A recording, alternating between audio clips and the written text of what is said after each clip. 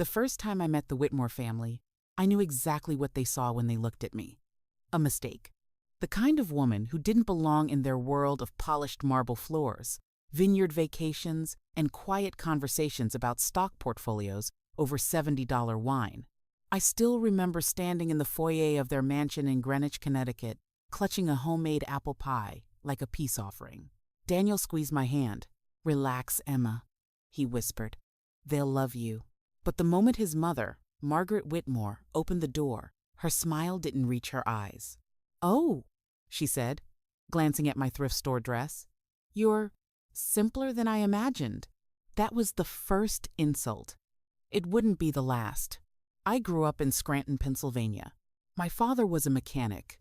My mother cleaned hotel rooms. We weren't poor in love, but money had always been a quiet shadow over our lives. I learned early how to stretch every dollar, how to smile when someone looked down on you, how to keep your pride when the world tried to strip it away. Daniel Whitmore was the opposite of everything I knew. Old money, Princeton graduate, the kind of man who wore tailored suits, even on weekends. But he had this kindness about him. He listened. When we met at a charity auction where I worked as an assistant coordinator, he treated me like I was the most interesting person in the room. 6 months later, he proposed. His family hated the idea. Margaret Whitmore had mastered the art of elegant cruelty. She never shouted. She didn't have to. Every word she spoke carried the subtle poison of superiority. At dinner parties, she would say things like, "Emma dear, which fork do you usually use for oysters?" "Oh, I forget, did your parents attend college?" Her friends laughed politely. I smiled politely. And every night I went home feeling smaller. Daniel noticed. "You don't have to try so hard," he told me once. "I'm not trying," I said quietly. "I'm surviving." He kissed my forehead like that fixed everything. But love doesn't erase humiliation. The worst was Daniel's sister, Caroline. She was beautiful in the way magazine models were beautiful. Sharp cheekbones, perfect posture, a smile that felt like a knife. She treated me like a social experiment. "Oh, Emma," she said one afternoon while we browsed jewelry at a boutique. "Do you like diamonds?" "I guess," I said. "Well," she smirked, holding up a necklace worth more than my childhood home. "Real ones can be intimidating if you're not used to them." The truth was simple. I never tried to compete with them. I didn't wear designer brands. I didn't pretend to understand their world. I just loved Daniel. But to the Whitmores, love wasn't currency. Money was, and I had none. 2 years later, Daniel and I married in a quiet ceremony. His parents barely hid their disappointment. Margaret even said during the reception toast, "Well, love does make people do unusual things." Everyone laughed. I pretended not to hear. For a while, I thought things might improve. Daniel and I bought a small home outside the city. Nothing like his parents' mansion, but it was ours. I planted roses in the backyard. We adopted a golden retriever named Milo. For the first time in my life, I felt safe. Until the night everything changed. It was Daniel's father's 70th birthday. A massive celebration. Champagne fountains. String quartet. Half of Manhattan's elite in attendance. Margaret insisted I wear something appropriate. I arrived wearing a deep blue dress and the diamond necklace my grandmother left me. It wasn't flashy, just a delicate chain with several clear stones. But it meant everything to me. My grandmother had always told me, "Emma, these will change your life someday." I thought she meant emotionally, not literally. Halfway through the evening, Caroline noticed it. "Oh my God." She laughed loudly enough for everyone to hear. "Emma, are those cubic zirconia?" The room turned toward me. Heat crawled up my neck. "They were my grandmother's," I said softly. Margaret leaned closer, inspecting the necklace like a museum artifact. "Oh, sweetheart," she sighed. "You really shouldn't wear fake jewelry to events like this." Laughter rippled through the guests. Daniel stayed silent. Silent. Something inside me cracked, but I didn't cry. Instead, I smiled calmly and said one sentence that would change everything. "Maybe we should ask the jeweler across the street." The jeweler's shop was still open.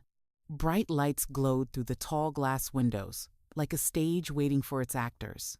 Caroline clapped her hands with theatrical excitement. "Oh yes," she said. "Let's settle this." Margaret chuckled. Daniel said nothing. That silence hurt more than anything. We walked across the street. A dozen guests followed. They thought it would be entertainment. A rich family watching the poor girl get exposed. Inside the store, the air smelled faintly of polish and velvet. An older man behind the counter looked up. "Good evening," he said politely. Margaret smiled sweetly. "We just need a quick opinion on a piece of jewelry." She turned to me. "Emma?" The room felt smaller. My fingers trembled as I unclasped the necklace, but I placed it on the glass counter anyway. The jeweler lifted it carefully. He adjusted his glasses. Then he grew quiet. Very quiet. Minutes passed. No one spoke. Caroline leaned toward Margaret. "Maybe it's worse than cubic zirconia," she whispered loudly. "Maybe it's glass." Laughter again. Then the jeweler cleared his throat. "I'm sorry," he said slowly. "But where exactly did you say this came from?" "My grandmother," I replied. His eyes widened. He examined the stones again under a magnifier. The room had gone silent. Finally, he said the words that froze everyone. "These aren't fake. A pause. They're natural Golconda diamonds." He swallowed. "And extremely rare." Caroline frowned. "What does that mean?" The jeweler looked directly at me. "It means this necklace is worth roughly $2 million. Silence exploded in the room. Margaret's face drained of color.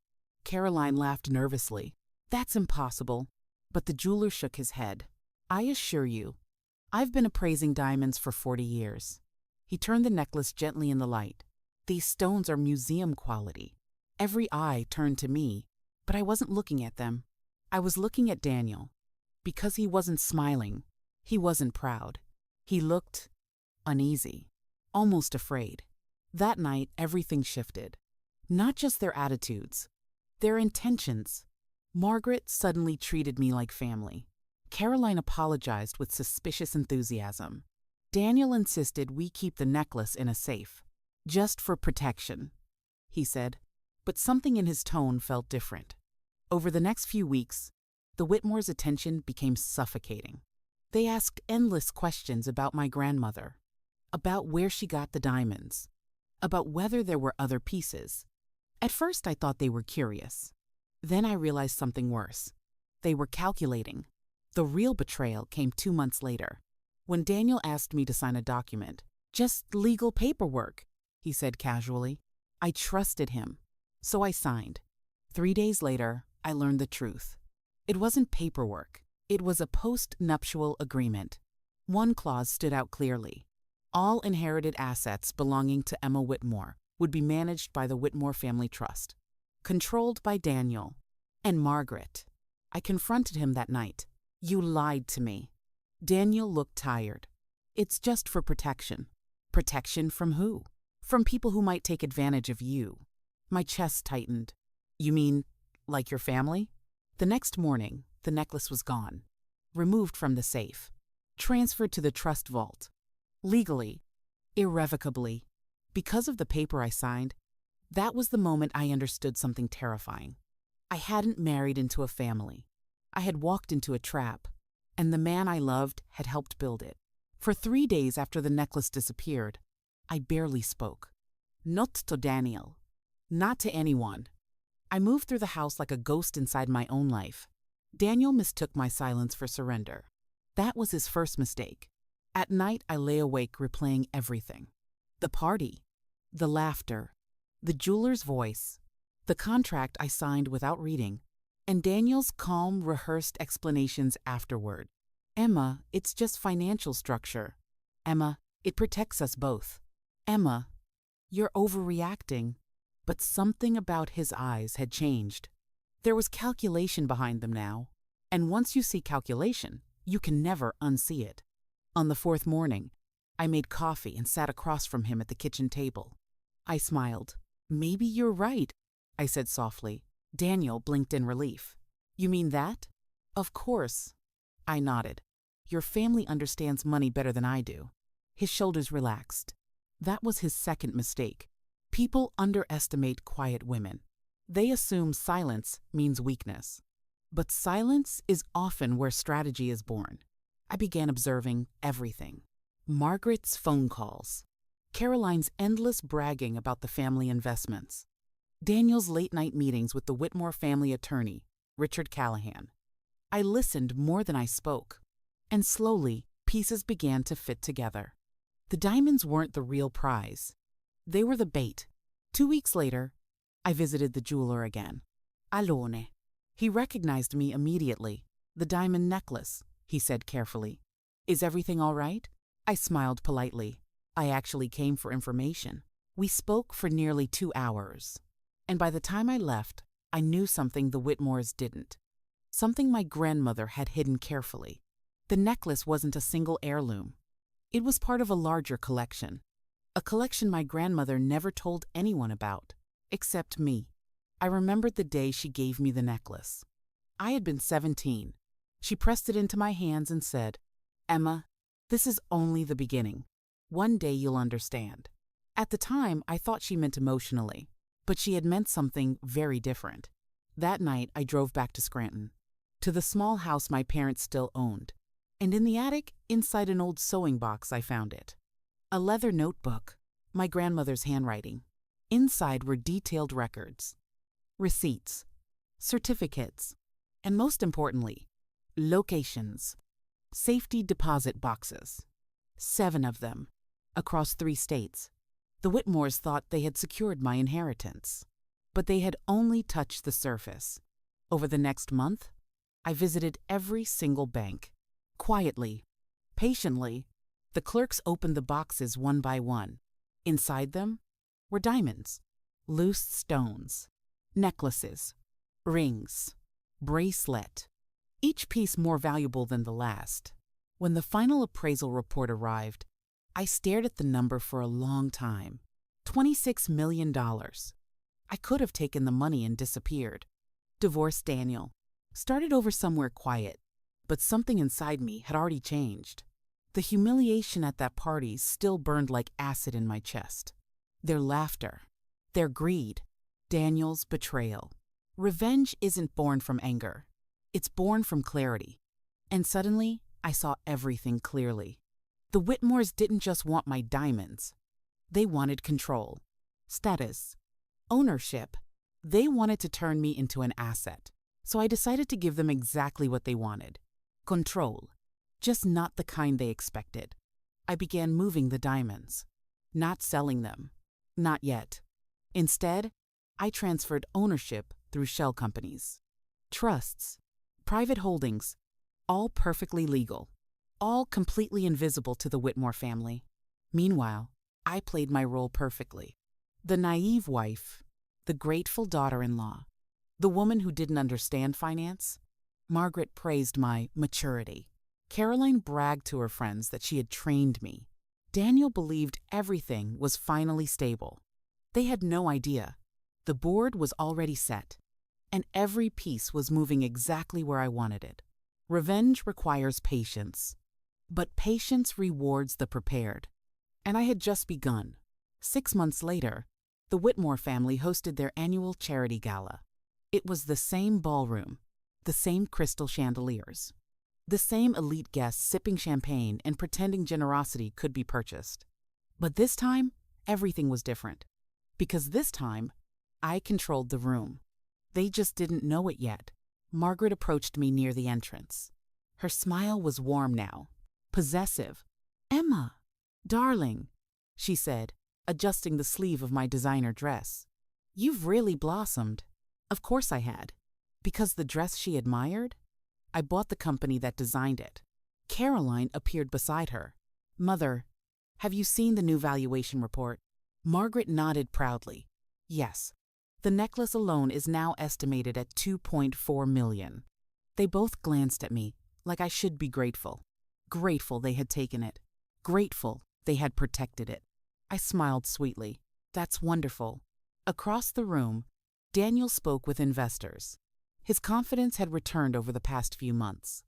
The Whitmore Trust had leveraged the diamonds as collateral for several aggressive financial moves: real estate, private equity, luxury development, everything tied to one assumption: that the diamonds were theirs forever. That assumption was about to collapse. At 9 p.m. sharp, Margaret tapped her glass. "Ladies and gentlemen," she announced proudly, "tonight we celebrate generosity, family, and legacy." Polite applause filled the room. She gestured toward Daniel and the continued success of the Whitmore Family Trust. Daniel stepped forward. His voice carried the smooth confidence of a man who believed he owned the future. "Our latest venture," he said, "is backed by one of the most extraordinary diamond assets in private hands." He nodded toward me. "My wife's inheritance." Guests murmured in admiration. The perfect story. Old wealth meets hidden treasure. Then the doors opened. 3 people walked inside: a federal financial auditor, a securities attorney, and the same jeweler who had appraised my necklace. Margaret's smile faltered. Daniel frowned. "What is this?" I stepped forward calmly. "I believe they're here for the valuation confirmation." The attorney cleared his throat. "Actually, we're here regarding ownership verification." The room fell silent. The jeweler placed a folder on the podium. "These diamonds," he said carefully, "belong to Emma Whitmore." Margaret laughed sharply. "That's ridiculous. They're held by the Whitmore Trust." The auditor spoke next. "According to updated legal filings, the trust does not own the diamonds." Daniel's face drained of color. "What filings?" I met his eyes. "The ones I submitted." Margaret's voice trembled. "You can't just change ownership." "Actually," the attorney said calmly, "she can." He opened another document. The postnuptial agreement transferred management rights to the trust, but ownership remained entirely with Mrs. Whitmore. Daniel stared at me. "You knew?" I smiled gently. "Of course." The auditor continued. "And because the Whitmore Trust used those assets as collateral," he paused, "all related financial structures are now under investigation." Gasps rippled through the room. Caroline whispered hoarsely, "That's hundreds of millions." "Yes," the attorney confirmed. "And without legal collateral, the trust is technically insolvent." Margaret gripped the podium. "You planned this." I tilted my head slightly. "No, a pause. You planned it." The room exploded into chaos. Investors shouting, phones ringing, reporters arriving, the Whitmore empire unraveling in real time. And I simply watched. Quiet. Calm. Patient. Because revenge isn't about destroying someone quickly. It's about letting them realize they destroyed themselves. The headlines arrived before sunrise. Asterisk. Asterisk. Whitmore Family Trust under federal investigation. Asterisk. Asterisk. Asterisk. Asterisk. Missing collateral sparks. Financial collapse. Asterisk. Asterisk. Asterisk. Asterisk. Socialite Emma Whitmore at center of billion-dollar scandal. Asterisk. Asterisk. I read them calmly, while drinking coffee in the same kitchen where Daniel once convinced me to sign that paper. The house felt different now, quieter. Like the walls themselves, understood the shift in power. Daniel came downstairs slowly.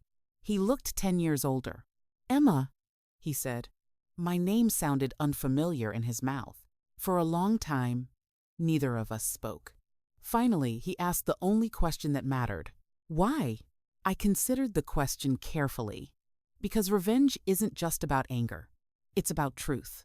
"Do you remember the party?" I asked. He looked confused. "Which one?" "The night your family laughed at me." Recognition flickered across his face. "You could have stopped them," I continued. "You could have said one sentence." Daniel looked down. "I didn't think it mattered." "That's exactly the problem." He rubbed his temples. "You destroyed everything." I shook my head slowly. "No. A pause. You did." Daniel sank into a chair. "Was any of it real?" he asked quietly. That question hurt more than anything else, because the answer wasn't simple. "Yes," I said, "my love for you was real." He looked up quickly. "Was?" I nodded.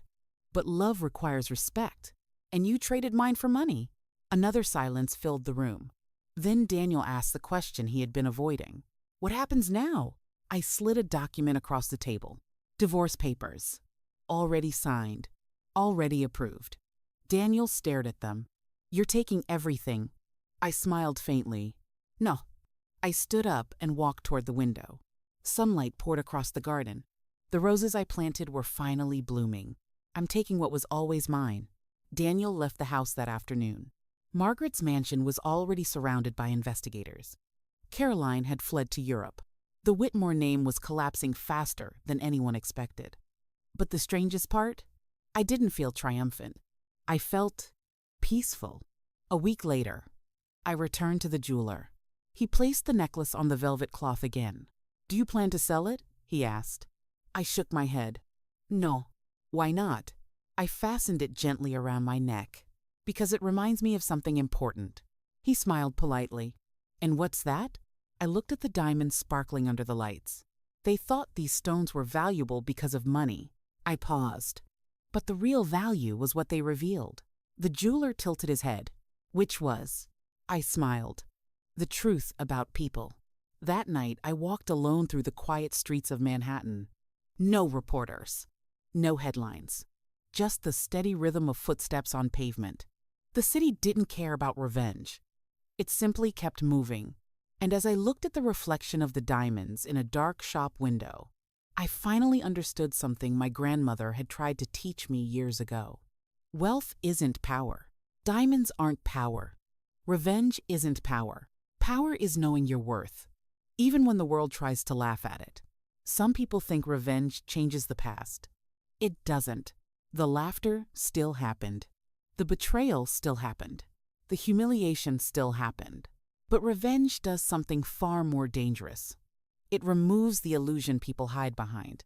And once the truth is exposed, no amount of money, diamonds, or legacy can ever cover it again.